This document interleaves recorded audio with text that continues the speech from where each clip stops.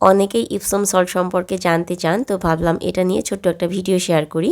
কিভাবে ব্যবহার করতে হবে সেটাই প্রথমে বলে দিচ্ছি। 1 লিটার পানিতে 1 চা চামচ ইপসম সল্ট মিশিয়ে এটা আপনারা গাছের পাতায় বা গাছের গোড়ায় স্প্রে করতে পারেন। আবার যদি চান যে পানির সঙ্গে মিশিয়ে না সরাসরি ইউজ করব, সেটাও পারবেন। সেক্ষেত্রে 8 থেকে 10 ইঞ্চি টবের মাটিতে 1 চা চামচ ইপসম সল্ট মিশিয়ে দিবেন। যদি টবটা আর একটু বড় হয় তাহলে পরিমাণটা বাড়িয়ে নেবেন, আর ছোট হলে তো কমিয়ে নেবেন, সেটার বলার অপেক্ষা রাখে না। আমার এই স্প্রে বোতলটা যেহেতু হাফ লিটারের, সেজন্য এখানে আমি হাফ চা চামচ নিয়েছি।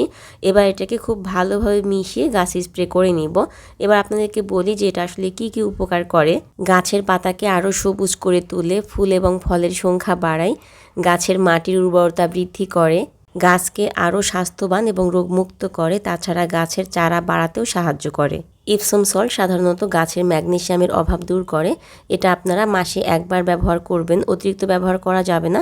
অতিরিক্ত ব্যবহার করলে গাছের ক্ষতি হতে পারে। তবে যদি দেখেন গাছে খুব বেশি ম্যাগনেসিয়ামের অভাব হয়েছে, তাহলে 15 থেকে 20 দিন পরে ইউজ করা যেতে পারে।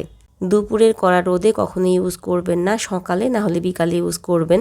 যদি কড়া রোদে ইউজ করা হয় তাহলে দেখা যায় গাছের পাতাগুলো নেতিয়ে যায়। আপনারা নিশ্চয়ই আমার ভয়েস শুনে বুঝতে পারছেন আমি এখনও অসুস্থ, পুরোপুরি সুস্থ হতে পারিনি। তবে অনেক দিন থেকে গাছের ভিডিও শেয়ার করা হয় না, তো ভাবলাম যে একটা ভিডিও শেয়ার করি। আপনারা যেহেতু আমার গাছের ভিডিওগুলো দেখতে বেশি পছন্দ করেন।